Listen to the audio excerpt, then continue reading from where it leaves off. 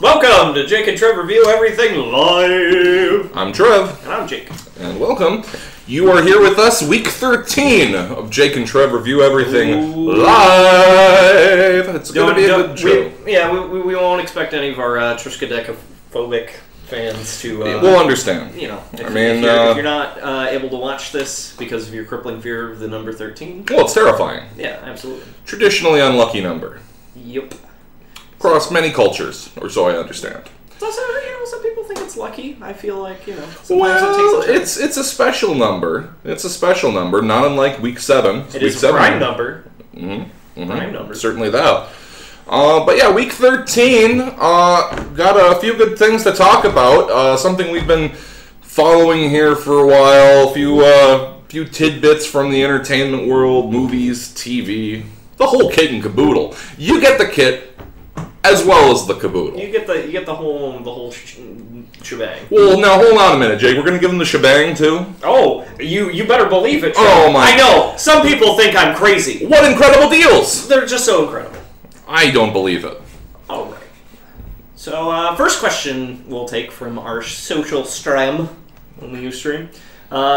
It's from Sherry Glasscock Morrison, and she says, "Jake and Trev, your show reminds me of Mystery Science Theater." Comments? Thanks. I look like Tom Servo. I don't know. That's like. Yeah, I mean we're not really very robotic, but maybe which one was the Gumball Man? Gumball Machine Man. Oh, that was Tom Servo. Yeah, it looked like Tom Servo. He does kind of look like Tom Servo, I guess. Yeah. Hey, Trev, we're gonna talk about stuff. Great. No, that's awesome. Thank you. No, Mystery Science Theater's a favorite program of mine. Really was in its heyday when I was a youth, unable to appreciate the art of ironically watching a terrible movie. Yeah. Celebrated. These days, the people who did that have moved on to a couple of different programs. The big one is Riff Tracks. Riff Tracks and Cinematic Titanic, I believe, is the other one. Yeah.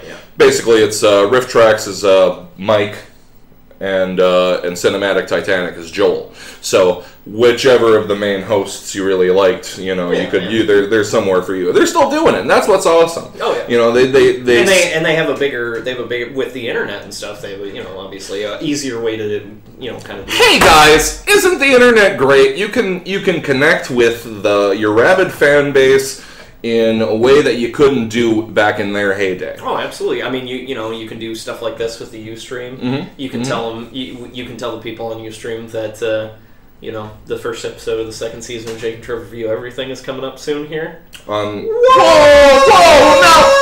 Now hold on, Jake. Hold on, Jake. No, it's true, guys. We're I don't want to name dates. August 21st, 2013. August 21st. 2013. We couldn't wait anymore, you guys. We could not wait to bring you the next season of Jake and Trev. Originally, we said we're going to stick it through the whole way. No matter how the Kickstarter is turning out, we're going to wait to the very end of the Kickstarter before we even think about producing season 2.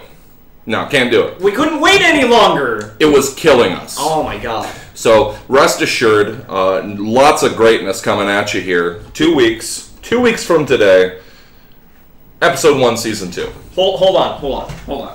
I think gotta hold on now. I think we should do something special for the fans. I'm jumping this on Trev right now. Wow, I gotta tell you, this I'm at least as surprised as you guys are right now.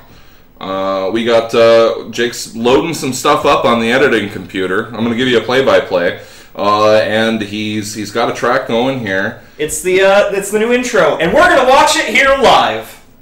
We're going to watch the new intro to Season 2 of Jake and Trev Review Everything live with you right now. Alright. And go. Oh, yeah. That looks good. Oh, man. Did you see that rotoscope? Oh, man. Clips. Woo. It's pretty awesome what I'm watching here.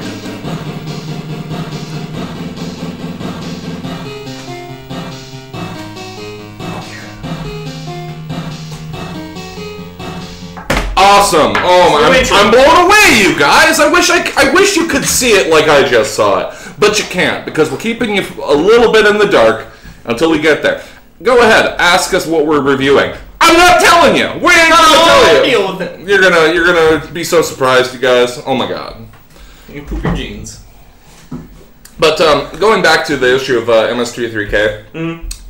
I really enjoy that comparison because when they started, they were at the lowest level they could be at the time with a public access channel. Oh yeah. You know, I mean, and if certainly YouTube and the internet and so forth is the public access of the modern age. Oh yeah. You know, Absolutely. and they've taken it somewhere real big, and they're still working in the industry doing that stuff today, and that's where we want to be in 20 years.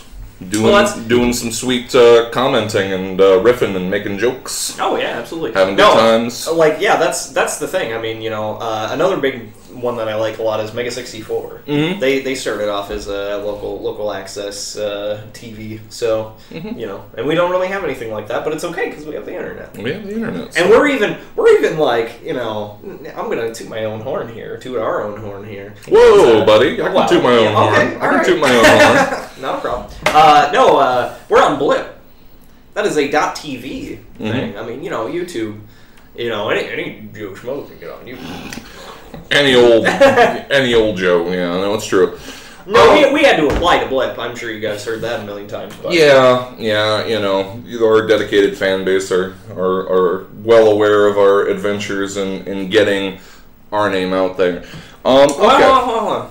Oh, we got a mess of comments. Got Mickey Manti says woohoo! Woo! Yeah. Whoop, whoop. Yep. And Corey says, Jake, did you make the intro music yourself? It does kind of sound like your stuff. Yes, LT Gray Ultimo track. That's a track called Dude Man. Mm-hmm. And you know, we use a lot of chips. Got the chips. Mm-hmm. The chip tunes. Mm-hmm. We got those in the show. If you guys like chip tunes and you like the music from the show, you can go to SoundCloud and look up EL_TIGRE_ULTIMO. LT Gray Ultimo. You know, interesting side note. Believe the original intent was the Ultimate Tiger. Right. Was the intention behind that name. But it actually translates as the last tiger, which is actually kind of more tough, I think. Yeah. This man is the last tiger, and he is the digital luchador, my friends. Oh yeah, absolutely. And so Jake here as LT Gray Ultimo. He's produced all of the chiptunes music that you hear in the program. He's the main theme, as he said, was Dude Man. That's from his very first album, yeah. Boss Battles.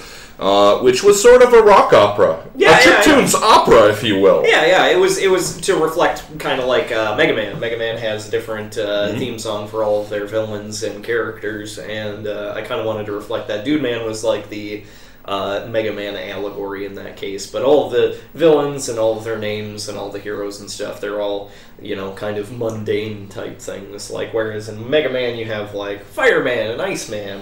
In the Boss Battles Volume 1, it was like Workman, Creepman, Downman. Like it was all kind of, you know, it was more mundane, but the fact that it kind of had the whole Mega Man template over it kind of gave it a neat feel, I think. Yeah. And then, of course, in the background of many of our later day episodes and going forward here, the kind of repeating tracks you hear in the background, also done by Jake. Original creation just for the show. Oh yeah, just for the show. Those tracks are not available anywhere else. That's right. On the show. We may release them at some point. They're basically loops. So it's a couple of bars. It's a little fancy, but you know, I mean, not that fancy. Yeah, we're not too fancy. Yeah. So let's roll over here and do some questions. Okay, I've got some questions. Tony Corrigan asks, this year marks the 20th anniversary of the X-Files. Wow, 20 years? X-Files? Wow. It's been a while. I had no idea. It's crazy. What are some of your favorite episodes? Well, the one that pops to mind right away is, what's funny about the X-Files is that you had the very, very serious episodes, and then you had the lighthearted ones that were kind of goofy and comical and... and that's one of my favorites. It's one where they where there's like vampire reports. I want to say it was like in a Texas town. There's like I think someone. that's like the pilot episode. No, that's like second or third season.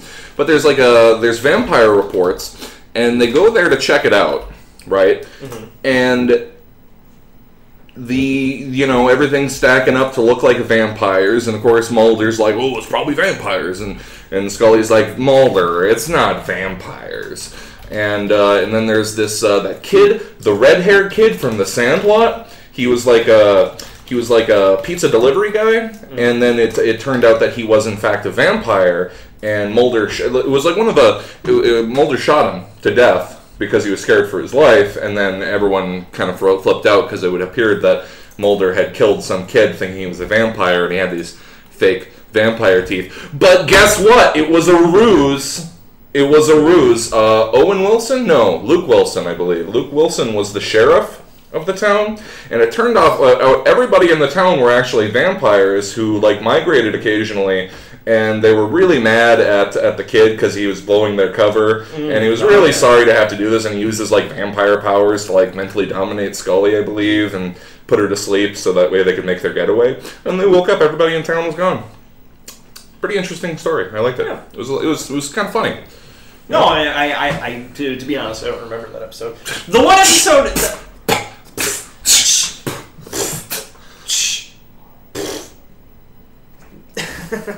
We'll make music with our little half incredulous, half beatboxing.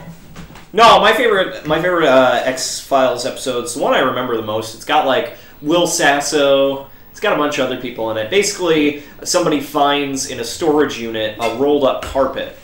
And inside the rolled-up carpet is a genie, basically. And the genie's granting people wishes, but they're all those kind of, like, backhanded wishes. Where it's like, oh, like at one point some guy's like, I wish to be invisible. But he doesn't have, like, the power to, like, turn it on or off. He just turns invisible. See, you gotta watch how you ask for wishes. You have to specify. So, like, he goes out, and he gets hit by a car, and, he dies, but I think, like, what was it? Yeah, he gets hit by a car and dies, and then Scully, like, finds the body somehow, and, like, does an autopsy on his invisible body, and she's like, this is, like, the most evidence I've ever had in any X-File ever. Which was another thing about the episode where it's like, like, it's right there. It's not like a monster that, like, turns into goo and, disappears or anything, or ghosts or whatever. Like, they have definitive proof that this dude is invisible, and here are all of his invisible guts, Mm-hmm. And then, at some point, I think they're, like, two brother characters or friend characters, and the other character wishes for him to be alive again, but again, it's a backhanded thing, so he's basically like a zombie. God, you gotta watch it, guys! Yeah. So he wanders back to their place, and he's like, in horrible pain because he got hit by a car, and all of his, organs were scooped out by Scully, so, he basically tries to kill himself, and, the episode goes on, and then Mulder, ends up finding out that the genie is a genie, and he's like, well, I'm gonna make my wish, like, he writes up like a document and stuff, and it's like a legal document. Yeah, this is the wish. Right. It's like the Simpsons thing where I don't want to be turned into a turkey sandwich. Exactly. Like I don't. You gotta watch it. If you and this is a public service announcement for anybody out there. If you are in the position to wish for something, like just a magical wish or a few magical wishes, keep that in mind, because there's a good chance that it's going to be one of them monkey paw wishes. Yeah, these tricky genies or jinns who it gives them kicks to mess up your wish. No, they love messing with you. To turn it against you. They love it. Another favorite episode of X-Files of mine, mentioned briefly, I believe it was called Memoirs of a Smoking Man. And basically, it's about the smoking man and like his kind of rise to where he is as this like sort of shadow leader of this cabal of like dudes who are in control, and it's kind of interesting seeing the origins of the character. It was the he was the primary mystery man for several seasons there, and it's always nice to get a little backstory. And by the time they got there, they had explored a lot of that mystery already, so I don't think they damaged the series by telling us the deal with the smoking man. Yeah. No, I wasn't really. At least when I was a kid, when the show was on air, I wasn't really interested in like the alien abductions or the smoking man or any of the politics or anything like that. I think I was mostly into like the one-off stories. It was very similar like with Sliders. Slide'ems. It was I love that show, but then Sliders had their own like continuing storyline. I think series like that have to kind of walk the line as far as their content in their episodes, because you really do kind of risk losing your audience interest. I mean, Sliders was like, what's going to be the crazy catch for this world now? And then eventually they caught on to like a main storyline, and then it was, I don't know, it wasn't the Cro-Magnons. It was like an alternate race of humanity that was also had the ability to slide, and they were like taking over alternate universes and stuff. And yeah, that's problematic. No, my big beef with that show, and, I could be wrong, I don't think I ever mentioned it on this show, I don't know if we ever talked about Sliders, but my big beef with Sliders was always how, no matter what universe they were in, the alternate versions of themselves, one of them anyway, was the most important person in that world. Oh, they went to one world, and Gimli was, like, the president of a monarch regime that still followed the Queen of England or whatever, No, there was another one where like the main character guy, they go to a world. It was like early in the first season, and it turns out like everybody has this plague, so the people that have the plague are living underground, but they're like fighting the people above ground because the people above ground would much rather just have like eliminate them because they have this disease. And then, Quint, I think. No, I think it was Quinn. Okay. Whatever it was. Quinn Mallory? Yeah, Quinn Mallory. What a weird name. It's a little soft. It's a little soft of a name. No, it's not bad, but it's, not... I guess, 90s, whatever. Like Sterling Mallory Archer? Mallory, it's a guy's name, I know, I guess. But, they find this underground resistance, and then he's, like, his alternate is the head of the resistance. Like, at the beginning of the series, he's just some college kid who's screwing around with super science. Like, what would his alternate self have to have gone through to become the leader of this resistance. Underground resistance? Like, it rarely ever makes sense why all the main characters. Right. But there are some storylines where it's just like, oh, all your alternates are dead already, whatever, and it's like that works. Okay. Phyllis Peterson writes that she saw the movie Grey. I believe you mean The Grey? Yeah. And that it was sci-fi, or thought it was sci-fi like Jaws was, or do you think wolves do that stuff? Well, they kind of... I believe I remember reading about it. That was a really good movie, by the way. I really liked it. I know Trev and our buddy Ryan were just like, I don't know. We'll get into what my beef with The Grey. Yeah. But on the subject of wolves and territory and so forth... Yeah, they were pretty close. I mean, a lot of the... It's obviously a movie, so a lot of it's like fictionalized and stuff, but wolves, dramatized. Right. But wolves apparently are known to try to chase people out of their territory, and the farther into the territory, the harder they'll work to try to get you the fuck out of there. Yeah. And it was, of course, just spoilers on The Grey if you haven't seen The Grey yet. But basically, the whole time they're walking farther and farther and closer to the den of these wolves. Yeah, think they're like, well, we got to pick a direction and go, but they're kind of lost in the woods and they have no idea. So. Right. But yeah, I see what you're saying though with how it's kind of like Jaws, because it's this horrific ideal of what a wolf is and what they're capable of. It's definitely a fear that hasn't been played up in movies for a long time, I think. That like kind of fear of the wilderness. Nature. Yeah, exactly. Wolves as a force of nature, as being this indomitable thing that, as advanced as we are, we just have no real defense against once we're out there in the thick of it. But getting back to my beef about that, The Grey... So it's told us a song, or it sang us a song, it told us a story, it promised us Liam Neeson throwing down with the wolves in grandiose fashion. I wanted him to go all taken on those wolves, you guys! But he no. See, we've had this. We're gonna have a point of contention here, me and Trev, because we've had this discussion before. Movies will oftentimes have like trailers and a lot of their promotions and stuff will have a lot of misleading things. So it'll be like, you got to see this movie because it's got this thing. And for The Grey in particular, one of the things they show is Liam Neeson like smashing like airline liquor bottles against like a rock, and then he turns them into like claws, to like fight this wolf. And this is also another spoiler. I mean, if you really want to see this movie, cover your ears for a second. But it's the very last shot of the movie. It's like it didn't ruin the movie for me.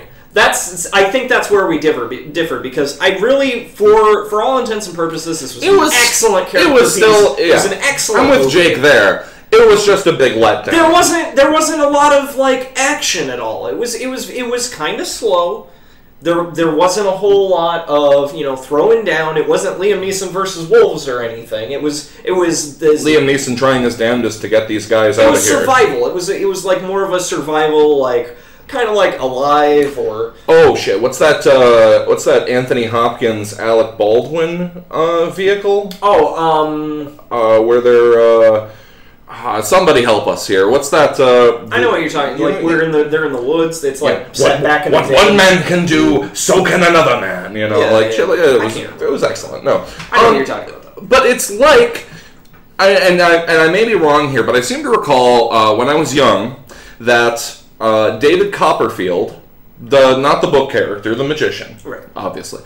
When magic was popular. When magic was popular, I seem to recall he basically said, I'm going to disappear the Statue of Liberty. You guys are going to be like, whoa! And I seem to recall him like manipulating like a covering or something as a sort of flourish in his commercial. Yeah. And then, now imagine that you're watching this special with David Copperfield, and he's like, I'm gonna totally disappear this Statue of Liberty, and then he goes, what? And then it just cuts off. That's the end of the special. That's kind of how it felt like to me. Yeah. You can't give it all away in the trailer, in the end. You can't... But that was the other problem, too, is it was very much like, I guess the thing that comes to mind is Inception. If you haven't seen Inception, there's a moment at the very end of the movie that I won't spoil this one because it's a really good movie. If you haven't seen it, just watch the movie. Just watch it. Don't be The Grey was really good too, but it's important not to spoil Inception. Mm-hmm. But at the end, it had a very ambiguous ending. It was one of those things where it cuts off. It's supposed to leave you thinking like, what happened? And I think that's what they were going with The Grey because at the end of the movie, like it's him versus some wolves, and it's like. It looks pretty dire, so, he might have won, he might have died. I think that's what they were going for. But to use that scene in particular to play up the movie, especially because it's their, cliffhanger ending, it was kind of ridiculous. We also have this point of contention as far as Inglourious Bastards. Inglourious Bastards... Oh, my goodness. ...is another one. I love Inglourious Bastards. I love this movie... it's a good Tarantino movie. It's a good war movie, I think. There's a lot of tension. Every scene is just packed with tension, and I love it. But when they were doing... same deal, when they had the trailers, when they were doing the promotion for the movie, it was very much like... Watch the bastards carve a bloody swath across France as they murder Nazis! Right. And I was totally down! I was downtown with the clown frown. I was so down. And then we didn't get it. We got the Shoshana story. Well, a lot of it was dialogue. A lot of it was, And it all all the really cool things that almost all the really cool things happen off screen. And then they talk about it having happened. Or imply that they happened. They introduce all the members of the Bastards, and they're like, this happened, and then they cut to a scene where they're being badass, and then another character where they're being badass and stuff. The one person who stole that movie was Christoph Waltz. Right. Well, best character in the movie, hands down. Mm-hmm. Mm-hmm. And, and that actually launched his career, I think. Mm-hmm. As far as being in other movies, with the exception of the ill-fated Green Hornet. He was good in it. I love Green Hornet. No, he was good in it. It was just the movie wasn't very good. Jodnowski. It was. Now you should call me Bladnovsky. I don't know. But yeah, no, I really like The Edge. Oh, Jay Watson. Yes, it was The Edge. That's what I'm talking about. That's awesome. And Phil Pearson says, "Yeah, everybody got eaten. Sure makes me want to stay out of the woods." Yeah, I really have a difficult time. Well, this is like Alaska. This is like the barren wasteland. Like when it comes to animals in like kind of close to rural United States, like where there are people that live and stuff, I think that the animals kind of figure out where not to go and what their territory is and stuff. I don't think that, I mean, obviously if you go out and there's a bear, it's going to, if you're fucking with it or it's got kids or whatever, it's going to maul you. Mm-hmm. A bear will kill you. Mm-hmm. But I don't think that wolves, I mean, unless you get out like deep into the woods, if you're talking about like going camping to a campsite or something, I don't think, there are some cases. Mm-hmm. I'm not saying that it won't happen. I'm just saying that the likelihood of just, going into the woods that are next to the road or something, you're probably not going to encounter something like the gray. They were deep in the wilderness where there wasn't like a human society, so that's But yeah, and it's the same with Jaws. I know Jaws like ruined like the beach community for many years afterwards because people were afraid they were going to get eaten by a shark. Oh, actually, that lead that into kind of interesting thing I was reading today. Not quite a have you seen this, have you heard about this? But, apparently after Finding Nemo. Who saw Finding Nemo? I bet a lot of you guys have seen Finding Nemo. Okay, so it's about a... Spoiler alert, he finds Nemo. Okay.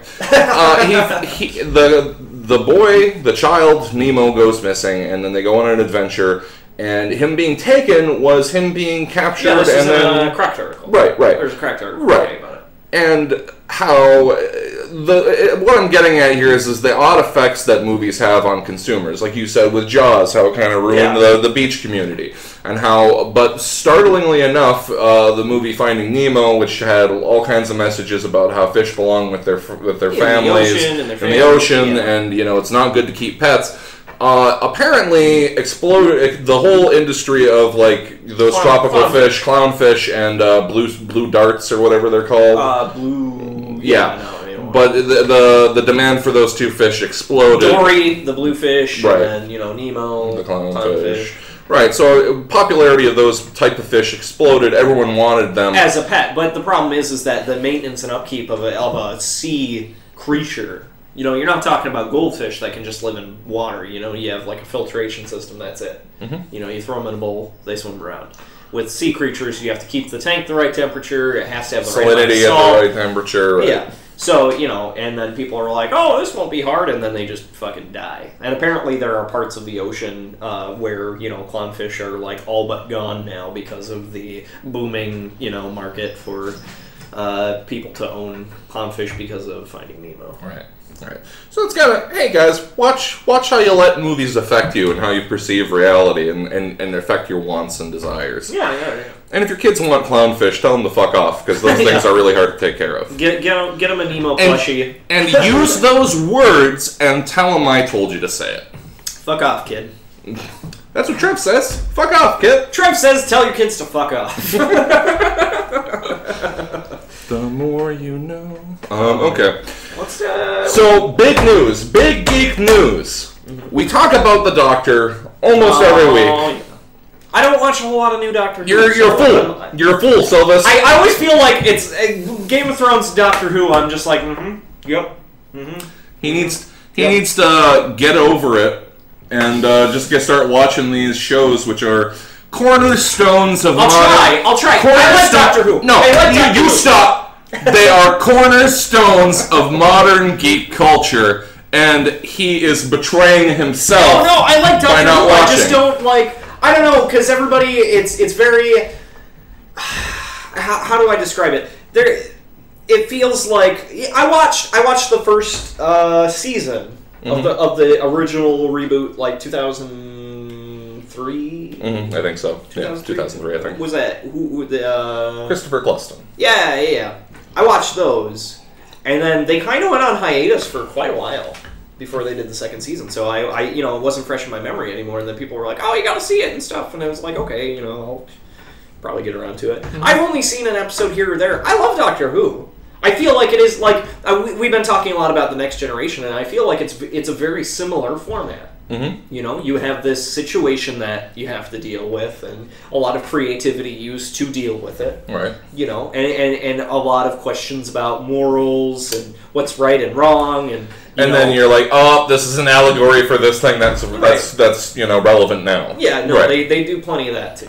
So, you know, I like the format of the show. There is usually, like, I guess it's distracting sometimes because the Doctor's so far in the reboots, with the exception of the first season, you know, they do have kind of like a love interest kind of feel to them with their companions, and... Well, good news, Jake. That's probably going. Oh, yeah, no, because the new Doctor... The new Doctor is played by Peter Capaldi, who is a very well-respected British actor. He was in the BBC series In the Thick of It, yeah, I believe is what it's called. And he just swears.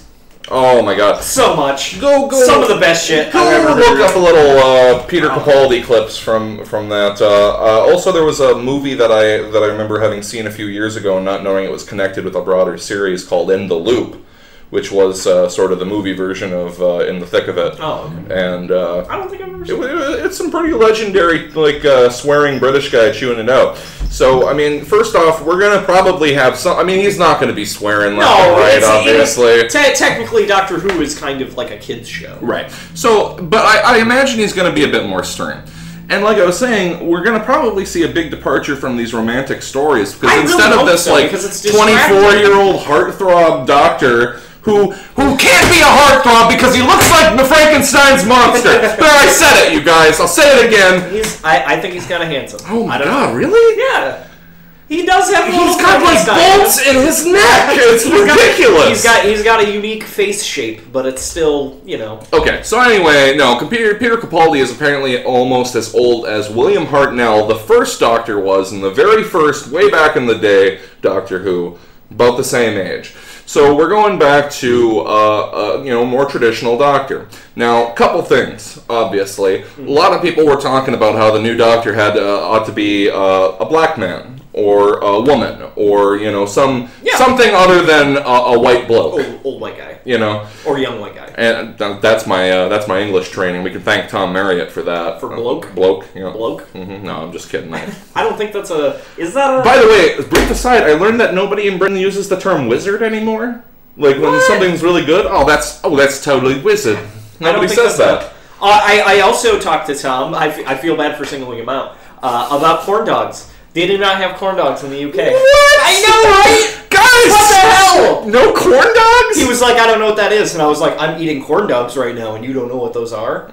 They're delicious. Okay, so anyway, no, it's interesting because... Get your shit together. Well, it's interesting because there was some corn dogs. Right? No, there was a lot of community, pressure, I think, on the BBC to do something different with the next casting of the Doctor. I suppose. And, that's the thing. The last two have been like, oh, it's so dreamy. Mm-hmm. I just want him to cradle me in his arms, take me in the TARDIS, and take me away. Maybe that's part of the reason I haven't really seen it, because it seems very much like... I don't want to sound sexist. It seems like it's for women. Mm-hmm. Like, most of the people that I hear talk about Doctor Who now are women. That's a fair assessment. There's a lot of female fans of the Doctor. Yeah. But I read an excellent defense about this, and I'm just going to kind of talk about some of the points that they made. And it's a really interesting... Where is that at? Over at IO9. Oh. Over at IO9, I believe there was a list of reasons why Peter Capaldi's a good choice and why he's not a good choice. And kind of the thing was, okay, so they canceled Doctor Who back in the 90s, okay? And they wanted to bring it back in the 2000s, and they knew they needed to break away from how it used to be. Right. Because people lost interest in the Doctor because it was kind of, it was the same thing for quite a while. You're right. So, instead of having some old guy, they come back with a new Doctor. And he was kind of a badass. Well, right. I mean, he had a leather jacket on. Yeah, he was tough. a tough guy. He was a tough guy. Right. Yeah. So, so we got to see that the Doctor's cool. He had a leather jacket. He passes the Fonzie test. He's cool. So the Doctor is cool. Next, they brought in, David Tennant, who is for many a favorite Doctor. Yeah. Very charismatic, very affable. But they still kind of have Well, but the thing, look, we're ignoring the romance. We're ignoring that for right now. Okay. And when they brought him in, they were doing something cool again. Now they were doing it that he was likable. So now the Doctor's been established as likable. Like, not as like a curmudgeonly... Right. Like, and tough. So he's tough and cool, and he's likable. And then they brought in Matt Smith, who's even younger, and he's weird. Matt Smith is weird. No, he's like all manic, and he's just constantly like running around and doing dances and like, tell me I'm wrong. Somebody tell me that I'm wrong about that. Okay. So now they've established the Doctor is cool and tough. He is likable. He is weird. Mm-hmm. And now they're going back to an old-timer to play the role. And now they're going to be emphasizing with this choice, experienced. The Doctor is experienced. He is a wizened old figure. He has been around the universal and temporal block a few times. That's fair. And in that way, Peter Capaldi's going to make a choice. Hey, somebody who's not going to do this at all, I wonder if I ever said in any of the previous episodes how I thought that they should go back to an older Doctor because I was getting tired of the young Doctor thing. I think maybe we brought it up at some point. I know we've talked about Doctor Who, but I don't... If this wasn't a live show, you would have just saw a clip of me saying that exact thing from probably 3 different live episodes. Yeah, if you pulled it out of there, because I'm not going back through all No, it would be all me, and I can admit that. So yeah, new Doctor. I'm excited. It'll be an end to this romance garbage, unless we have, these much younger women kind of going after, like, a kind of a more fatherly figure and that's weird. That's weird, you guys. No, it'll be more of a fatherly sort of relationship, which is kind of awesome. It can, and it really unclely. Well, it really harkens back to the original Doctor, when in the very first series... Yeah, he was like a grandpa. He was grandpa. Yeah. He was traveling around with his granddaughter Susan. Yeah, I'll stick with that. All right. No, I mean it's it's kind of a take back to the old school. I'm excited about Doctor Who again. Nice. All right, let's go through the chat and then we'll go through our questions again. I think Nikki Maxey says I think Jake has a man crush on the Doctor. I'm just teasing Jake. Ooh. I haven't seen enough of the show to have a man crush. No. Are you jealous about all these women? Like, do you want to be the one who's whisked off into TARDIS for adventures through time, Jake? Sometimes you just want to get swept off your feet, guys. There's nothing wrong with that. See, what I think would have been funny is if they had picked Benedict Cumberbatch. Then he would just have had a monopoly on all awesome BBC shows, with the exception of, like, comedy. True. Then he could sweep me off my feet. Mm-hmm. All right. And JJ Watson says, I missed a few weeks. Have you guys touched on The Conjuring? If so, just ignore me, but I hear that will freak your wiener right off. Yes, I have heard that too. Yes, I will hopefully be seeing it soon. I really want to see it. I have heard the wiener freaking off thing about it. Yeah. I actually I haven't seen it either. I did see one scene from the movie where you have to hear this. Okay. You have to hear this. I got 2 brief asides, and I'm going to randomly break up what you're talking about right now with these 2 brief asides. I got them in the chamber. They're ready to shoot. Go. Yeah. Okay. I'll try to deal with this, I guess. No, it's a scene where they're talking to a guy, and he's like a paranormal expert. It's set in like the 70s, I think. Mm-hmm. Okay, so brief thing. I've heard apparently that a lot of people are having difficulty pronouncing The Conjuring. The Conjuring. They're pronouncing it The Conjuring. I'd like a ticket to The Conjuring, please. It's like, when do you say a word like that? No, you don't. The emphasis is not on the second syllable, almost ever. It's conjuring. It's a word, so you put the emphasis on the first syllable. Right. The first syllable. So that's my first brief aside. Go ahead. So, anyways, I okay, you know what? I'm really played out on possession stories. But it's not really. Oh God. Okay. That's what I've heard. Am I wrong? Is it not an exorcism sort of thing? I believe it's more of a ghost story movie. Okay. Somebody fill me in. Is it? Is it ghost or possession? Without spoilers, ghost or possession? Which is it? I'm pretty sure it's ghost. Or maybe it's aliens. It could be like both. Aliens. Aliens. Anyways, all right. Are you done? I told you those were my two sides. Okay. So yeah. So this guy's a paranormal investigator, and he has a. What? Are you like loading? Loading my shotgun again? Yeah. God damn it! No, go. I'm just fucking with you. No. He's got a room filled with haunted shit. Why? He literally. Okay. Don't ever keep a room full of haunted shit. Well, this is the creepiest thing. He's got a room full of haunted shit. And he's like, oh yeah, all this shit is so haunted. They're all just like touchstones for evil spirits and shit. Like, we have a guy come in here once a week and like bless everything to make sure the evil doesn't come out. And they have a glass case at the end of this room that has this like toddler-sized doll in it, which is the most unsettling doll I've ever seen. I grew up terrified of dolls. Absolutely terrified of dolls. It's in this case. Glass case, like sitting in this doll chair. And it says on the case, absolutely under no circumstances open this case. And it's like, that case is getting opened! Oh, yeah. This is going to be terrifying. Yeah, speaking of shotguns, that's the one on the shelf. Oh, my God. And it was just, and the whole room was just filled with scary shit. Like, it looks good. It looks like a good movie. But, still gotta see it. Let's take a question from the first box. All right. Jim Ganzel says, how do you feel about Tank Girl, the movie, and how do you think it compares to the Tank Girl comic book? Interesting question. I watched part of Tank Girl today. It's, I like the movie a lot. What a coincidence. I like the movie a lot. I think it's kind of a testament to the 90s. The soundtrack is very 90s. It's very, like, grunge, punk-based stuff. Obviously, Tank Girl, the character, is very punk-based. If you haven't seen Tank Girl or read any of the comic books, she's basically like, it's like a post-apocalypse thing, but it's not like a Fallout kind of post-apocalypse. According to the movie, the Earth got hit with a meteor